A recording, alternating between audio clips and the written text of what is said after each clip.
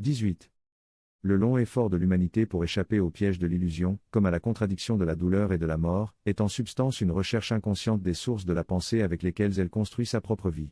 Une recherche à laquelle elle a commencé à travailler depuis que la sagesse originelle, la tradition, a cessé de penser pour elle. Elle a progressivement cessé de penser pour lui quand est née la pensée individuelle, dans laquelle le moi, bien que réfléchi, a commencé à être un sujet, dans la mesure où il était un sujet pensant, et encore pas vraiment pensant, dans la mesure où il pense dans l'abstrait.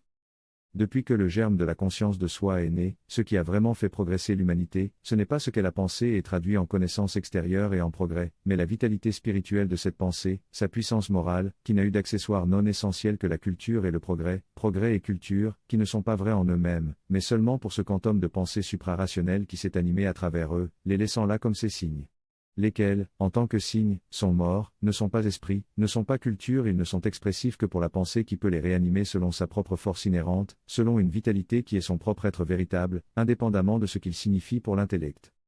L'être de la pensée est ce qui opère radicalement dans le monde, non pas ce qui est pensé d'une manière donnée et qui, en tant que savoir ou histoire, se transmet de génération en génération.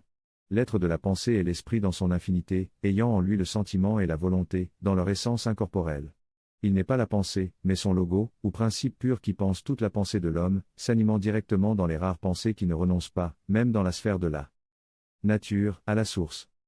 d'où elles jaillissent. Ce sont les pensées qui tendent à faire jaillir dans le monde la vitalité spirituelle qui s'éteint ordinairement dans le tissage dialectique des idées et des doctrines qui constituent le niveau de la connaissance, elles y gisent en effet comme des notions inanimées, à moins qu'une pensée nouvelle ne les reprenne comme moyen de revivre. Mais repenser les idées est autre chose que revivre le moment créatif prédialectique qui s'aliène dans leur forme, la réflexivité étant la forme dialectique qui, reprise comme valeur, devient le faux continuum d'une culture qui est certes tirée du spirituel mais qui s'y oppose, même lorsqu'elle mythifie le spirituel. La doctrine la plus élevée de l'esprit, figée dans la forme réfléchie dans laquelle elle s'exprime nécessairement, peut devenir un dogme, exigeant la conformité au lieu de la vie intérieure, si la pensée ne la fait pas ressusciter à partir de son propre être originel. Cependant, autant l'être originel ressuscite, autant la lumière de la pensée est capable de s'allumer à partir de lui. Chacun trouve la lumière pensée dont il est capable et que le monde spirituel lui accorde.